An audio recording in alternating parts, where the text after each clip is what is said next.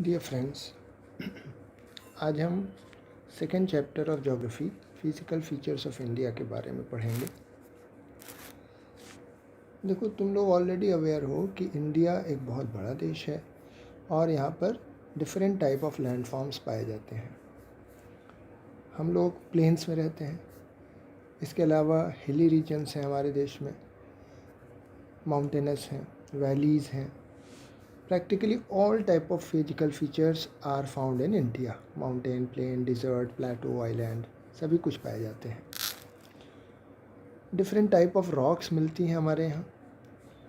Some are very hard, like जैसे कि marble, जिसका यूज़ ताजमहल बनाने में हुआ है। सैंडस्टोन, जिससे कि लाल किला बना है। सम आर वेरी सॉफ्ट, जैसे कि सोप स्टोन, जिसका यूज़ टैल्कम पाउडर बनाने में होता है, स्टैचूज़ बनाने में भी होता है। देश के अलग अलग हिस्सों में सॉइल का कलर भी अलग अलग है, because the soil is formed of different type of rocks and different type of rocks are found in different parts of India. तो अधिकतर ये जो वेरिएशंस हमारे देश में पाए जाते हैं, इसका रीज़न है जो हमारे यहाँ रॉक फॉर्मेशन हुआ, जो डिफरेंट टाइप ऑफ रॉक्स बनी, इग्नियस, मेटामॉर्फिक और सेडिमेंट्री, उनमें जो डिफरेंसेस हैं, इनके कारण सारे वेरिएशंस पाए जाते हैं।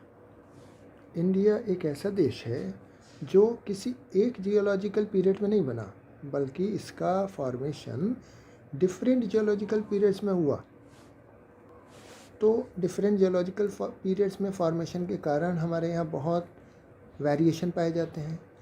इसके अलावा डिफरेंट प्रोसेसेस जैसे कि वेदरिंग, इरोजन, डिपोजिशन, इन्होंने भी हमारे रिलीफ को मॉडिफाई किया, यानी कि प्रेजेंट फॉर्म में हमें जो फॉर्म्स दिखते हैं वो धीरे धीरे इन्हीं प्रोसेसेस के कारण चेंज होके बने। हमारे जो अर्थ साइंटिस्ट हैं, यानी कि जियोलॉजिस्ट्स एंड जियोफिजिसिस्ट्स, इन्होंने हमें फॉर्मेशन ऑफ फिज़िकल फॉर्म्स कैसे बने इनके बारे में समझाने के लिए कुछ थ्योरीज दी हैं।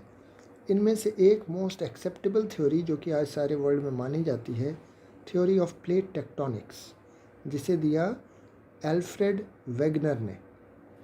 According to this theory of plate tectonics, हमारे अर्थ की जो क्रस्ट है, यानी अपर पार्ट जो है, ये पूरा एक जैसा नहीं है। जैसे कि ऑरेंज का छिलका होता है एक जैसा पूरा, वैसा नहीं है। It is broken down and it is made of 7 major and some minor plates। तो 7 कॉन्टिनेंटल प्लेट्स बहुत बड़ी हैं और इसके अलावा कुछ छोटी कॉन्टिनेंटल प्लेट्स भी हैं। ये प्लेट्स ज़मीन के अंदर मोल्टेन मैग्मा के ऊपर तैरती रहती हैं। तो इनमें मूवमेंट होता रहता है, लेकिन ये मूवमेंट बहुत स्लो होता है, because these plates are very large. और मूवमेंट के कारण इनके अंदर स्ट्रेस डेवलप्ड होता है और उन प्लेट्स के ऊपर जो हमारे कॉन्टिनेंट्स हैं, उन पर भी ये स्ट्रेस डेवलप होता है। मूवमेंट के कारण ये प्लेट्स एक दूसरे से कोलाइड करती हैं, टकराती हैं। तो 3 प्रोसेसेस हैं, folding, faulting and volcanic activities.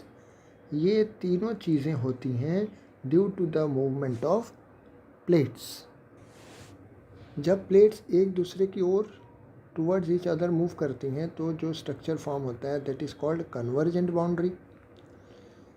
यही प्लेट्स जब एक दूसरे से दूर जाती हैं, move away from each other, तब जो स्ट्रक्चर बनता है, that is called divergent boundary. और कभी ऐसा भी होता है कि 2 प्लेट्स दे में आइदर कोलाइड एंड क्रम्बल और में स्लाइड अंडर द अदर। तो व्हेन दे स्लाइड पास्ट, एक दूसरे के किनारे से होते हुए जब ये पास होती हैं, तो ट्रांसफॉर्म बाउंड्री का फॉर्मेशन होता है। ये जो मूवमेंट ऑफ प्लेट्स है, इन्होंने कॉन्टिनेंट्स के पोजीशन को और इनके स्ट्रक्चर को चेंज किया है, लेकिन इसमें मिलियंस ऑफ ईयर्स लगे हैं। और ऐसे मूवमेंट्स ने हमारे जो प्रेजेंट लैंडफॉर्म्स, जो हम आज वर्ल्ड का जो नक्शा देखते हैं, यहाँ तक आने के लिए ये सारे प्रोसेसेस जिम्मेदार हैं। देखो, आज से मिलियंस ऑफ ईयर्स पहले एक बहुत बड़ा सुपर कॉन्टिनेंट हुआ करता था, जिसे नाम दिया गया पेंजिया। और उसी पैंजिया का साउदर्न पार्ट जो था उसे गोंडवाना लैंड नाम दिया गया।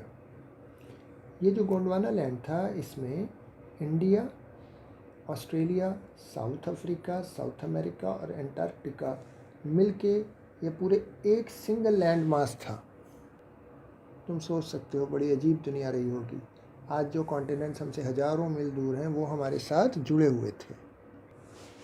अब ये जो मैग्मा जो कि मोल्टन स्टेट में है, ये अर्थ के सेंटर से ऊपर की ओर उठता रहता है। जैसे पानी को हम गर्म करते हैं तो पानी में कन्वेक्शन करेंट्स बनती हैं, in the same way convection currents are formed in the magma, और जिसके कारण ये कॉन्टिनेंट्स, ये प्लेट्स एक दूसरे से अलग अलग हो गए, स्प्लिट हो गए और अलग अलग पार्ट्स में मूव करने लगे। इसे हम बोलते हैं ड्रिफ्टिंग। तो जब ये ड्रिफ्टिंग होने लगी टुवर्ड्स नॉर्थ, तो इंडो ऑस्ट्रेलियन प्लेट जो थी जिसमें इंडिया भी था, ये नॉर्थवर्ड मूव करके बहुत बड़ी यूरेशियन प्लेट से टकराई। अब तुम सोच सकते हो कि ये कॉन्टिनेंट्स का कोलिजन कितना लार्ज हुआ होगा।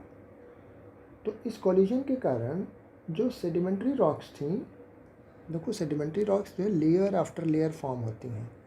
तो सेडिमेंट्री रॉक्स में क्या हुआ कि they were accumulated in the geosyncline. Geosyncline मतलब एक बहुत बड़ा गड्ढा, विशाल गड्ढा, जिसे नाम दिया गया टेथिस। मतलब आज जिस जगह पर हिमालयाज़ हैं उस जगह पर टेथिस सी था, और ये बहुत बड़ा जियोसिंक्लाइन था। जियोसिंक्लाइन मीन्स बहुत बड़ा गड्ढा, और उसमें सेडिमेंट्री रॉक्स इकट्ठी होने लगी, एक्यूमुलेट हुई। देखो कोलिजन के पहले ऑलरेडी वहाँ पर सेडिमेंट्री रॉक्स फॉर्म हो चुकी थी, क्योंकि डिपोजिशन, धीरे धीरे सेडिमेंटेशन और डिपोजिशन के कारण सेडिमेंट्री रॉक्स तो ऑलरेडी फॉर्म हो चुकी थी, लेयर आफ्टर लेयर। अब ये कोलिजन हुआ, कोलिजन के कारण जो रॉक्स के लेयर्स थी वो फोल्डेड हो गई, wave like structure, ups and downs. ऊपर वाले पार्ट को हम बोलते हैं एंटीक्लाइन, और जो नीचे पार्ट आता है वैली की तरफ से, दैट इज़ कॉल्ड सिनक्लाइन। तो ये जो सेडिमेंट्री रॉक्स थी ये फोल्ड में डेवलप हो गई, और इसी से हिमालयाज़ का जन्म हुआ। जो ऊपर पार्ट उठा उसने माउंटेन पीक्स बनाए, नीचे वाले पार्ट ने वैलीज़ बनाई। तो देखो जहाँ पर हिमालयाज़ हैं वो पार्ट कोलिजन के कारण उसमें अपलिफ्ट हुआ, वो पार्ट ऊंचा उठ गया जहाँ की टेथिस सी था। और हिमालयाज़ के नॉर्दर्न साउदर्न पार्ट में, मतलब नीचे की तरफ जो था पेनिनसुलर प्लेटो और हिमालयाज़ के बीच का जो पार्ट था वो सबसाइड किया, मतलब नीचे धंस गया। तो हिमालयाज़ उधर ऊंचे रहे, इधर हमारे पेनिनसुलर प्लेटोस का पार्ट भी ऊंचा रहा, लेकिन बीच का पार्ट जहाँ के आज नॉर्दर्न प्लेन्स हैं, हम रह रहे हैं जहाँ पर, ये पार्ट इसमें सबसिडेंस हुआ, ये नीचे चला गया और एक बहुत बड़ा बेसिन बना। इसके बाद धीरे धीरे हिमालय से आने वाली नदियों ने अपने साथ जो भी ये डिपॉजिट लेके आ रही थी, अपने साथ जो भी लोड लेके आ रही थी, उसको यहाँ पर डिपॉजिट करना स्टार्ट किया। और ये डिपॉजिट करके इन्होंने यहाँ पर एक फ्लैट लैंड बनाया, जिसमें कि नदियों के द्वारा लाए गए एलुवियल डिपॉजिट्स थे। नदियों के द्वारा लाई गई फर्टाइल सॉइल थी, इसको यहाँ पर डिपॉजिट किया गया, और इस तरह से नॉर्दर्न प्लेन्स का जन्म हुआ। नॉर्दर्न प्लेन्स के फॉर्मेशन के लिए हिमालय से आने वाली नदियाँ भी जिम्मेदार हैं, जो अपने साथ एलुवियल डिपॉजिट्स लेके आई और यहाँ पर डिपोजिशन किया। इसके अलावा पेनिनसुलर प्लेटो से भी जो रिवर्स नॉर्थ ईस्ट की तरफ बहीं, उन्होंने भी इस नॉर्दर्न प्लेन्स के फॉर्मेशन में हेल्प की। So it is found by reverse coming from both the sides. तो पेंजिया के बाद, पेंजिया का जो पार्ट था गोंडवाना लैंड, ये इसमें India, Australia, south Africa, south America, Antarctica सब मिले हुए थे। फिर ड्रिफ्टिंग हुई इनकी, ड्रिफ्टिंग के कारण कोलिजन हुआ इंडो ऑस्ट्रेलियन प्लेट का यूरेशियन प्लेट से। इस कोलिजन के कारण हिमालयाज़ का फॉर्मेशन हुआ और हिमालयाज़ के फॉर्मेशन के बाद deposition work by the reverse coming from Himalayas and peninsular प्लेटो, इनके कारण नॉर्दर्न प्लेन्स का डेवलपमेंट हुआ। देखो इंडिया जो है हमारा देश, इसमें बहुत फिज़िकल वेरिएशन पाए जाते हैं। जियोलॉजिकली देखा जाए तो पेनिनसुलर प्लेटो जो है ये one of the ancient land mass है। जब गोंडवाना लैंड था उस वक्त भी ये पेनिनसुलर प्लेटो था अर्थ के सरफेस पर। तो ये हमारे देश का सबसे एंशियंट पार्ट है। जैसा कि हमने देखा कि रिमेनिंग पार्ट जो हमारे देश का है, मतलब हिमालयाज़ और नॉर्दर्न प्लेन्स, इन सब का फॉर्मेशन तो बहुत बाद में हुआ, मिलियंस ऑफ ईयर्स लेटर। लेकिन जो पेनिनसुलर प्लेटो वाला जो पार्ट है ये उसी समय का है जबकि गोंडवाना लैंड था और वहाँ पर स्टेबल लैंड ब्लॉक्स पाए जाते हैं। इसीलिए देखो तुमने अर्थक्वेक्स के बारे में सुना होगा। हिमालयन जोन जो है अर्थक्वेक प्रोन मानी जाती है, लेकिन तुमने साउथ इंडिया में कभी अर्थक्वेक के बारे में नहीं सुना होगा, क्योंकि ये वो पार्ट है जो कि जियोलॉजिकली बहुत स्टेबल है और यहाँ पर अर्थक्वेक्स आने के चांसेस बहुत ही कम हैं। तो जियोलॉजिकल पॉइंट ऑफ व्यू से देखा जाए तो हिमालयाज़ एक बहुत ही अनस्टेबल जोन है। अनस्टेबल क्योंकि इसके रॉक्स अभी स्टेबल फॉर्म में नहीं है और इनमें बराबर मूवमेंट होता रहता है। The whole mountain system of Himalayas represents a youthful topography because they are young mountains. इसमें हाई पीक्स हैं, डीप वैलीज़ हैं और फास्ट फ्लोइंग रिवर्स हैं। मिलियंस ऑफ ईयर्स के बाद हिमालयाज़ भी उसी तरह हो जाएंगे जैसे आज अरावली माउंटेन्स को हम देखते हैं। ऊपर से राउंडेड, हाइट कम हो जाएगी। जो डीप वैलीज़ हैं, वी शेप वैलीज़ हैं, वो कन्वर्टेड हो जाएंगी यू शेप वैलीज़ में, शैलो वैलीज़ में। रिवर्स भी बहुत फास्ट फ्लोइंग नहीं रह जाएंगी क्योंकि स्लोप भी कम हो जाएगा due to more and more deposition at the foot hills.